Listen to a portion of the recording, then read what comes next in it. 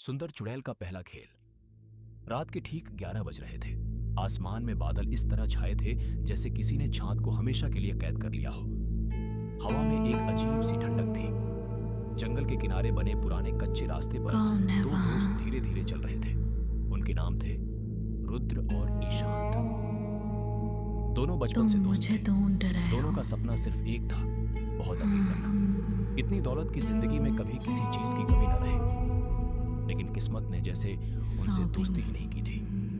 रुद्र कई बिजनेस शुरू कर चुका था, लेकिन हर बार घाटा हुआ। ईशांत ने नौकरी की, ऑनलाइन काम किया, निवेश किया, लेकिन हर जगह असफलता मिली।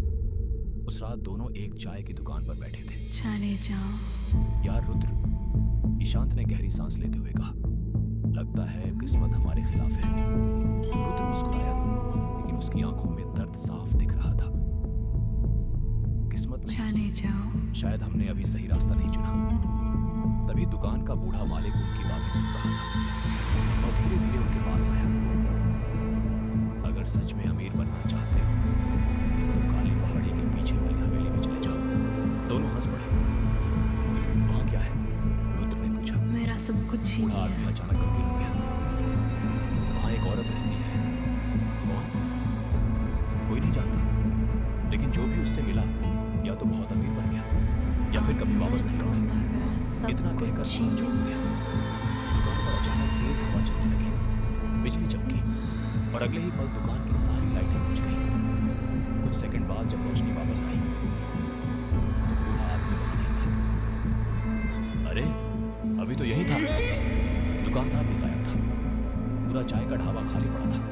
रुद्र और ईशांत एक दूसरे को देखने लगे। आ रहा हूँ मैं। चल, यहाँ से निकलते हैं। दोनों वहां से भाग निकले। अगली रात लालच के साथ से दोनों आखिरकार काली पहाड़ी की तरफ निकल पड़े। जंगल इतना शांत था कि अपने कदमों की आवाज भी डर पैदा कर रही थी। दूर कहीं उल्लू की आवाज सुनाई दी। पेड़ों के बीच से नदी हवा गुजर रही थी। करीब आधे घंटे चलने के बाद उन्हें एक विशाल पुरानी हवेली दिखाई दी। हवेली पूरी कर दूंगी। दरवाजे आधे खुले थे, लेकिन सबसे अजीब बात, अंदर से हल्की पीली रोशनी आ रही थी। कोई रहता है यहाँ? ईशांत ने डरते हुए पूछा। रुद्र ने हिम्मत करके दरवाजा खोला। माँ कर दूंगी। दरवाजा अपने आप झट की आवाज के साथ खुल गया। अंदर सब कुछ धुंध से भरा था, लेकिन बीच हॉल में कोई नचेगा। साफ रखी थी। उसमें कोई बैठा था। लंबे काले बाल, सफेद कपड़े और बेहद शांत चेहरा।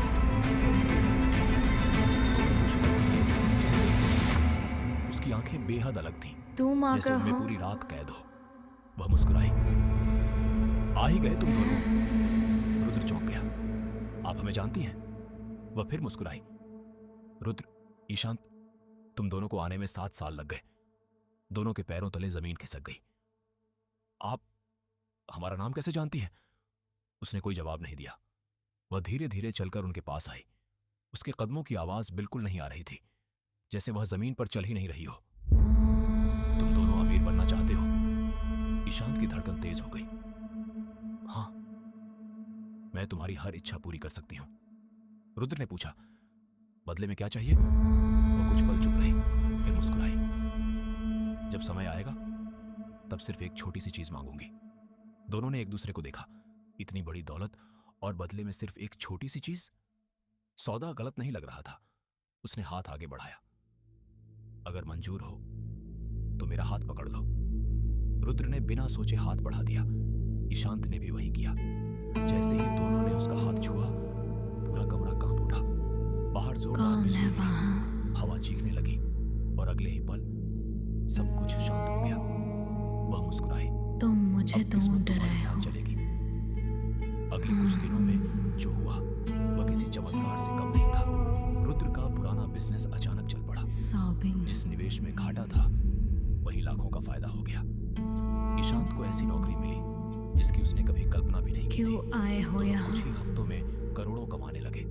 उनकी जिंदगी पूरी तरह बदल गई। नई गाड़ियां, चले जाओ। महंगा बंगला, लग्जरी जिंदगी, सब कुछ। लेकिन हर रात ठीक 3 बजे दोनों को एक ही सपना आने लगा। वही हवेली, वही औरत और उसकी आवाज। मैं जल्द चले वापस जाओ। आऊंगी। शुरुआत में दोनों ने इसे सपना समझा, लेकिन एक रात रुद्र की नींद खुली। उसने देखा उसके कमरे का दरवाजा खुला हुआ था। हवा बिल्कुल बंद थी, फिर भी पर्दे अपने आप हिल रहे थे। धीरे धीरे कमरे में किसी के चलने की आवाज आने लगी। टक मेरा टक सब टक। कुछ छीन लिया। रुद्र ने डरते हुए मोबाइल की टॉर्च जलाई।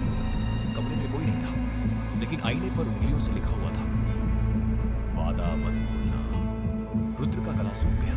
अब उसी समय ईशान का फोन आया। सब कुछ छीन लिया। रुद्र, मेरे कमरे के आईने पर भी यही लिखा है। दोनों पूरी रात नहीं सो पाए। अगली शाम उन्होंने फैसला किया, उन्हें फिर से उसी हवेली जाना होगा। उन्हें जानना होगा कि आखिर वह औरत है कौन। लेकिन उन्हें नहीं पता था कि इस बार हवेली के अंदर उनका स्वागत कोई इंसान नहीं, बल्कि सदियों से उनकी एक ऐसी शक्ति करने वाली थी जो इंसानी लालच से अपनी ताकत बढ़ाती थी। और जैसे ही दोनों हवेली के दरवाजे तक पहुंचे, अंदर से वही मधुर आवाज सुनाई दी, इस बार मेरी पहली शर्त सुनने के लिए तैयार हो। दरवाजा अपने आप खुल गया और दोनों के चेहरे का रंग उड़ गया। अगले भाग में हवेली का असली रहस्य, पहले खौफनाक शब्द और उस सुंदर औरत का ऐसा रूप जिसे देखकर रुद्र और ईशान की आंखें कांप उठेंगी। भाग 2, पहली शर्त और हवेली का अभिशाप। रात के ठीक 12 बजे हवेली का विशाल दरवाजा अपने आप धीरे धीरे खुल गया। उस आवाज ने पूरे जंगल की खामोशी को छीन लिया। रुद्र और ईशान ने एक दूसरे की तरफ देखा। दोनों के दिल जोर जोर से धड़क रहे थे, लेकिन अब वापस लौटना कोई आसान नचेगा। दोनों ने हिम्मत जुटाई और हवेली के अंदर कदम रखे। अंदर पहले से भी ज्यादा सन्नाटा था। दीवारों पर लगे पुराने चित्र से कुछ तस्वीरों में लोगों के चेहरे ही गायब थे, मानो किसी ने उन्हें तुम आ गए हो। जानबूझकर मिटा दिया हो।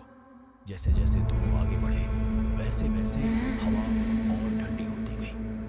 अचानक पूरे हॉल में सैकड़ों मोमबत्तियां अपने आप जल उठी। उनकी पीली रोशनी में वही रहस्यमयी सुंदर औरत सीढ़ियों से उतरती दिखाई दी। उसकी मुस्कान पहले जैसी ही थी, लेकिन इस बार उसकी आंखों में कुछ अजीब था। ऐसा लग रहा था मानो उनमें इंसानों की नहीं, बल्कि किसी शिकारी की भूख छिपी हो। स्वागत है, उसने धीमी आवाज में कहा। तुम दोनों ने अपना वादा निभाया। रुद्र ने साहस करके पूछा, तुम हो कौन? वह हल्का सा मुस्कुराई।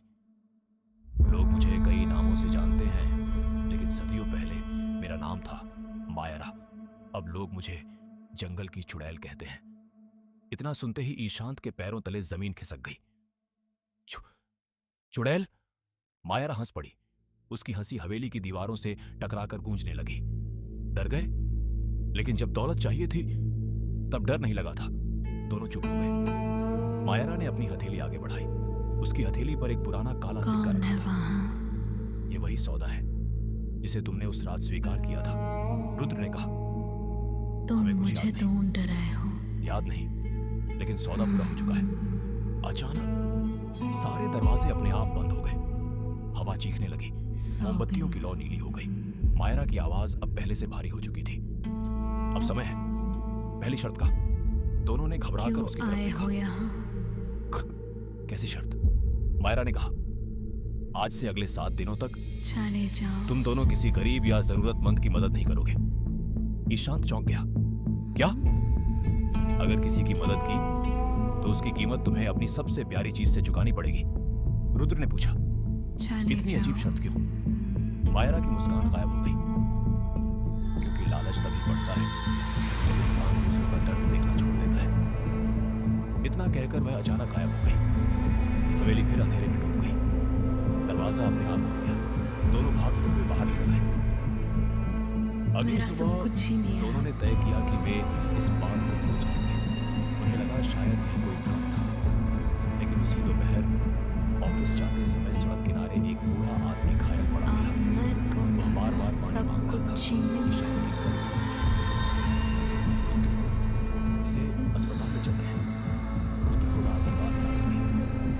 नहीं, हमें नहीं रुकना चाहिए। लेकिन चलो यहाँ से।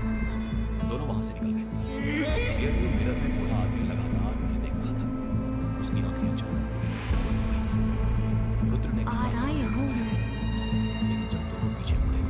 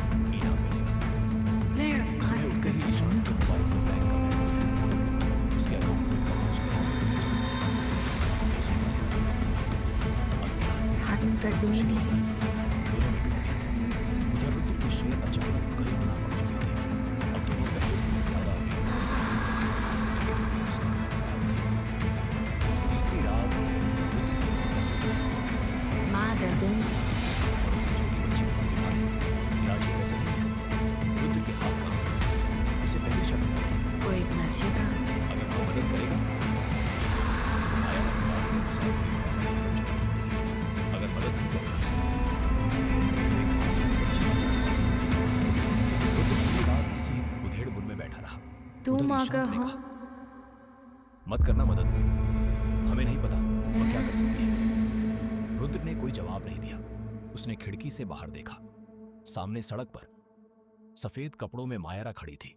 वह दूर से मुस्कुरा रही थी। फिर उसने धीरे से अपनी उंगली होठों पर रखी, जैसे कह रही हो, वादा मत तोड़ना। रुद्र ने घबराकर पर्दा बंद कर दिया, लेकिन जैसे ही उसने दोबारा पर्दा हटाया, मायरा गायब थी। अगले दिन रुद्र ने फैसला कर लिया, वह बच्ची की मदद करेगा। उसे लगा इंसानियत किसी भी सौदे से बड़ी होती है। उसने अस्पताल में पैसे जमा करा दिए। डॉक्टर ने इलाज शुरू कर दिया। शाम तक बच्ची की हालत सुधरने लगी। रुद्र के चेहरे पर हल्की मुस्कान आई, लेकिन उसी पल उसका मोबाइल बजा। फोन ईशांत का था। उसकी आवाज कांप रही थी। रुद्र, तुरंत मेरे घर आ। क्या हुआ? वो यहां है। कौन?